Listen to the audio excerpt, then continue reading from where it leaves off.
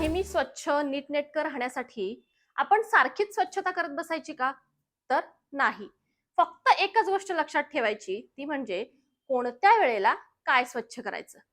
ही जर वेळ आपल्याला समजली किंवा माहीत असली, तर आपलं घर जास्तीत जास्त वेळ स्वच्छ राहायला मदत होणार आहे. मग आता या वेळा कोणत्या? ते आपण व्हिडिओमध्ये पाहणार आहोत.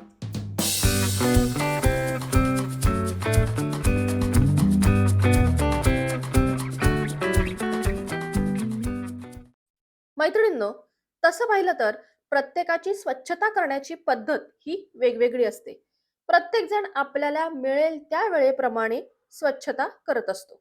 पण तरीही काही वेळा जर आपण फॉलो केल्या ना, तर आपलं घर जास्तीत जास्त वेळ स्वच्छ राहायला मदत होते. म्हणजे पहा, आजकाल सगळ्यांच्याच घरी सकाळी डब्याची घाई असते. मुलांच्या शाळा लवकर, ऑफिस लवकर, त्यामुळे पहिल्यांदा डबा करावा लागतो. मग या गडबडीत सकाळी स्वच्छतेला वेळ मिळतच नाही. त्यामुळे पूर्वी जसं असायचं ना, की सगळं घर स्वच्छ केल्याशिवाय, अंघोळ केल्याशिवाय स्वयंपाकघरात पाय देखील ठेवायचा नाही, हे खरं तर आता अशक्य आहे. त्यामुळे मग आता काय झालंय, की स्वयंपाकाचं काम आधी आणि मग स्वच्छता ही राहिलेल्या दिवसभरात डिस्ट्रिब्यूट झाली. बरं आता ती देखील स्वच्छता करताना काही वेळा आपण पाळूयात. म्हणजे ना, सारखी-सारखी स्वच्छता करावी लागणार नाही. एकदा स्वच्छता केली, की जास्तीत जास्त वेळ आपलं घर स्वच्छ राहील. तर पहा, सकाळी 8 ते 9 वाजेपर्यंत बऱ्यापैकी घरातले सगळे आपापल्या कामाला जातात. मुलं शाळेत गेलेली असतात, ज्यांना ऑफिसला जायचंय ते ऑफिसला जातात आणि त्यानंतर मात्र आपलं घर रिकामं होतं. आता यानंतरच स्वच्छतेला सुरुवात करायची.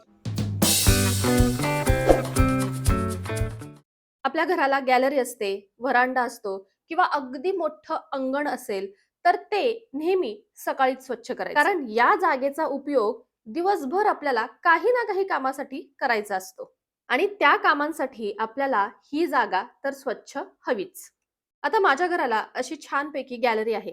तर या गॅलरीचा उपयोग मला असे कपडे वाळत घालण्यासाठी किंवा गॅलरीमध्ये सकाळी खूप छान ऊन येतं. मग ते ऊन घेण्यासाठी इथेच आम्ही बसतो. कडक ऊन येणारी अशी एकमेव जागा असल्यामुळे मग काही वाळत घालायचं असेल किंवा काही भांडी वगैरे घासली तर ती देखील सुकवायची असतील, तर ती देखील इथेच होतात. त्यामुळे सकाळीच गॅलरी स्वच्छ केल्यामुळं काय होतं, दिवसभर अशी स्वच्छ गॅलरी मला वापरायला मिळते.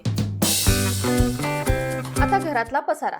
तर पहा, मेन आपल्या घरात पसारा करणारी मंडळी म्हणजे आपली मुलं तर ऑलरेडी शाळेत गेलेली आहेत आणि ती 4 ते 5 तास तरी आता शाळेत असणार आहेत.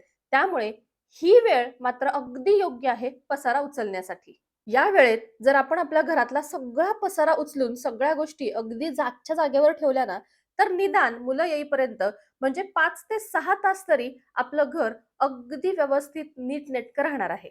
आता ही जी वेळ आहे ना, या वेळेत किचन सोडलं तर बाकीच्या सगळ्या रूममधली आवरावर करून ठेवायची.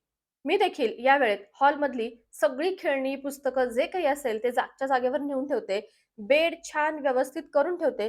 कारण की दुपारी मुलगी घरी आली, की तिला थोडा वेळ झोपायचं असतं आणि असा स्वच्छ बेड बघितला, की तिला छान झोप लागते. आता हा सगळा पसारा उचलायला हार्डली 10 ते 15 मिनिटं लागतात. पण हीच 10 ते 15 मिनिटं पुढचे 5 ते 6 तास आपलं घर नीटनेटकं ठेवायला मदत करतात.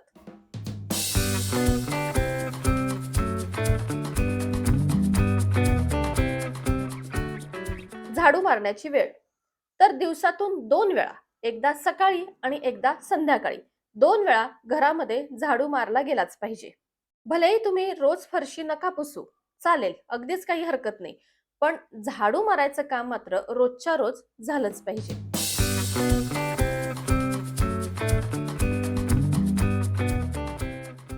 बाथरूम जास्तीत जास्त वेळ स्वच्छ राहण्यासाठी. पहा, सकाळी एकदा अंघोळा झाल्या, सगळे आपापल्या कामाला गेले, की तसाही बाथरूमचा जास्त उपयोग होत नाही. आता ज्या मैत्रिणी बाथरूममध्येच कपडे धुत असतील, त्यांचं बाथरूम त्याबरोबरच ऑटोमॅटिक स्वच्छ होतं. पण ज्यांच्या घरी मशीन असेल, त्यांना मात्र बाथरूम स्वच्छ करण्यासाठी वेगळा वेळ द्यावाच लागतो. त्यामुळे त्यांनी सुद्धा मशीनला कपडे लावल्यानंतर लगेचच बाथरूम देखील स्वच्छ करायलाच हवं. आता स्वच्छ करायचं म्हणजे नुसतंच पाणी नाही ओतायचं. तर रोजच्या रोज बाथरूम हे अगदी डीप क्लीन झालं पाहिजे. म्हणजे थोडीशी पावडर टाका किंवा तुम्ही काही फिनाईल वगैरे वापरत असाल, तर ते टाका आणि ब्रशच्या साहाय्याने व्यवस्थित घासून स्वच्छ करायचं. म्हणजे काही साबणाचं वगैरे राहिलं असेल, ते सगळं निघून जातं आणि पुन्हा दिवसभर छान कोरडं असं बाथरूम राहतं आणि ते हायजिनिक सुद्धा होतं. आता तुम्हाला एक शॉर्ट क्लिप दाखवते बरं का, म्हणजे जे मी मगाशी तुम्हाला सांगितलं होतं ना, की मुलं घरी येईपर्यंतच घर स्वच्छ राहतं. अगदी रिअल आहे बरं का, म्हणजे मी हे काही जाणून-बुजून शूट केलेलं नाहीये. कॅमेरा चालू होता, त्यामुळे हे सगळं कॅमेरात कॅच झालं. आता माझी छोटी मुलगी घरी आलेली आहे आणि ती घरी आली, की पहा माझ्या घराची अवस्था ही अशी लगेच होते. म्हणजे काय आहे ना, तिला आलं की सगळी बॅग रिकामी करायची असते. तिला आधी मला दाखवायचं असतं, की आज मी सगळा टिफिन फिनिश केलेला आहे आणि मग मला होमवर्क काय-काय दिलाय, मग माझ्या बॅगमध्ये काय-काय आहे अजून, हे सगळं तिला दाखवायचं असतं. मी तिला नेहमी सांगते, की तुला जो काही पसारा काढायचा आहे बॅगमधला तो काढ, पण नंतर तुझा तू तो आतमध्ये ठेव. पण ती नेहमी ऐकतेच असं नाही. त्यामुळे मला जेवढं तिथल्या तिथे शक्य आहे तेवढं मी आवरते आणि बाकीचं तसंच ठेवते. कारण तिला या तिच्या सगळ्या गोष्टी सारख्या अधून लागत असतात.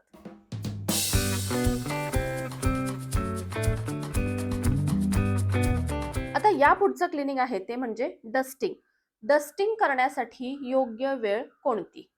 तर आता दुपार झालेली आहे. आमचं चहाचं टायमिंग झालेलं आहे. 5 ते 6च्या दरम्यानची ही वेळ. आता या वेळेला काय होतं, धूळ पण खूप घरात येते आणि त्याबरोबर मच्छर सुद्धा येतात. तर त्यामुळे या वेळेला मला सगळ्या दारं-खिडक्या बंद कराव्या लागतात. मग आता दारं-खिडक्या बंद झाल्या म्हणजे घरात येणारी धूळ देखील बंद होणार. मग यावेळी अगदी थोडंसं रोजचं डस्टिंग मी करून घेते. अर्थात माझ्या घरामध्ये जास्त फर्निचर नाहीये आणि जे आहे ते देखील अगदी साधं, सोपं, सिंपल असं आहे.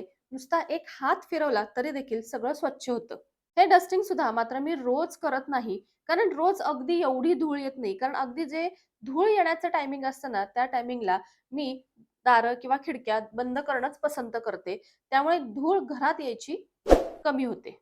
आता संध्याकाळी या वेळेला डस्टिंग करणं मला का योग्य वाटतं? कारण की या वेळेला आपल्या ज्या खिडक्या वगैरे बंद झालेल्या असतात ना, त्या डायरेक्ट सकाळीच उघडतात किंवा रात्री अगदी 9-10 वाजता कदाचित जर गरम होत असेल, तर अशा वेळेला देखील आपण खिडकी वगैरे उघडतो. पण त्यावेळेला ना धूळ घरात येत नाही. त्यामुळे काय होतं, रात्रभर आपलं घर अगदी स्वच्छ राहतं. याऐवजी मला असं वाटतं जर असं सकाळचंच जर डस्टिंग केलं ना, तर पुन्हा दिवसभर घर धुळीनं मागतं आणि ती धूळ रात्रभर तशीच राहते, पुन्हा सकाळी डस्टिंग करेपर्यंत. त्यामुळे संध्याकाळची ही डस्टिंगची वेळ योग्य आहे, असं मला वाटतं. आता आपलं किचन. ते जास्तीत जास्त वेळ स्वच्छ कसं राहील? तर आता इथे योग्य वेळ म्हणजे आपला स्वयंपाक झाल्यानंतरची वेळ. पहा, सारखं-सारखं किचन स्वच्छ करत बसण्यात काही पॉइंट नाही. म्हणजे बऱ्याच जणींना सवय असते, की थोडंसं एखादं जरी भांडं बेसिनमध्ये पडलं, तरी सुद्धा ते पटकन घासून स्वच्छ करून ठेवायचं. हां, ती सवय योग्यच आहे, मी नाही म्हणत नाही. पण आता प्रत्येकालाच एवढा वेळ असतोच असं नाही. त्यामुळे इथे फक्त 2 वेळा पाळायच्या. ते म्हणजे सकाळचा स्वयंपाक झाल्यानंतर भांडी, किचन ओटा सगळं असं व्यवस्थित चकाचक स्वच्छ करून ठेवायचं आणि दुसरी वेळ म्हणजे अगदी संध्याकाळी. म्हणजे रात्री आपली जेवणं वगैरे झाली, की एकदा किचन स्वच्छ करून ठेवायचंच. आता अगदी शेवटचं म्हणजे आपलं वॉश बेसिन. आता किचनचं सिंक तर आपण रोज भांडी घासली की स्वच्छ करतोच. पण हे जे काही वॉश बेसिन असतं आपलं, ते देखील रोज संध्याकाळी झोपायच्या आधी स्वच्छ करायचं. म्हणजे कसं आहे ना, दुसऱ्या दिवशी अगदी ब्रश करायला तुम्ही गेला ना, की तुम्हाला छान प्रसन्न वाटेल. तर मैत्रिणींनो, अशा थोड्याशा वेळा जर आपण पाळल्या ना, तर आपलं घर जास्त वेळ स्वच्छ, नीटनेटकं राहायला मदत होईल. तुम्हाला आजचा व्हिडिओ कसा वाटला? जर उपयोगी वाटला असेल, तर नक्की लाईक करा, शेअर करा आणि चॅनलवर नवीन असाल तर सबस्क्राईब देखील जरूर करा. भेटू आपण पुन्हा एकदा अशाच नवीनच्या व्हिडिओमध्ये. तोपर्यंत बाय बाय.